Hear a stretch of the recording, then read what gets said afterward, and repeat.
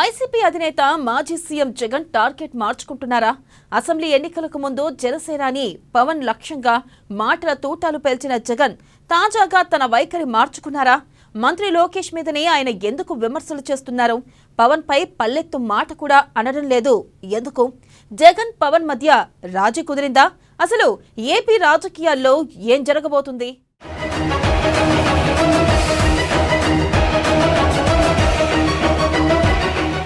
రాజకీయ వ్యూహాన్ని మార్చుకున్న జగన్, ప్రత్యర్థుల వ్యూహాలను గమనిస్తున్న వైసీపీ బాస్.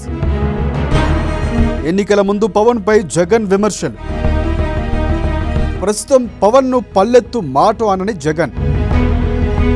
పవన్ ను రెచ్చగొడితే నష్టమేనని భావించిన వైసీపీ అధినేత.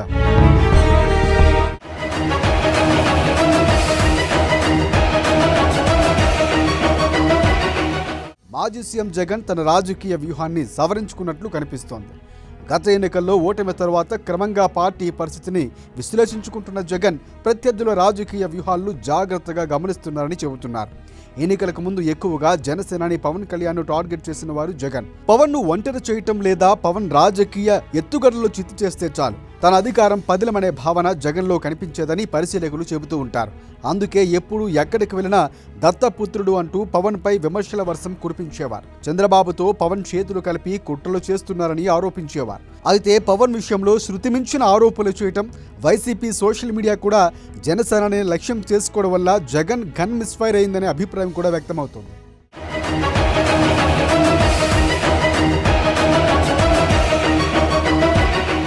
జగన్ అంచనాలు తలకిందులు అవ్వటమే కాకుండా పవన్ చంద్రబాబు మధ్య స్నేహం మరింత స్ట్రాంగ్ అయ్యేలా చేసింది.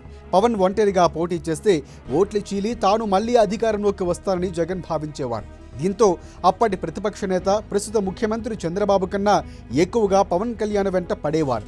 కానీ జగన్ ఊహకు భిన్నంగా ఆ ఇద్దరూ ఏకమవడంతో అధికారం వైసీపీ చేతుల నుంచి చేజారిపోయింది. ఎన్నికల అనంతరం కార్యకర్తలు, నాయకులతో పలుమార్లు మాట్లాడిన జగన్ పవన్ విషయంలో విమర్శలు శృతిమించాయనే విషయాన్ని కూడా గ్రహించారని అంటున్నారు. ఇక అందుకే ప్రస్తుతం ఆయన జోలికి వెళ్లకుండా ముఖ్యమంత్రి చంద్రబాబు, మంత్రి లోకేష్ను మాత్రమే టార్గెట్ చేస్తున్నారని అంటున్నారు.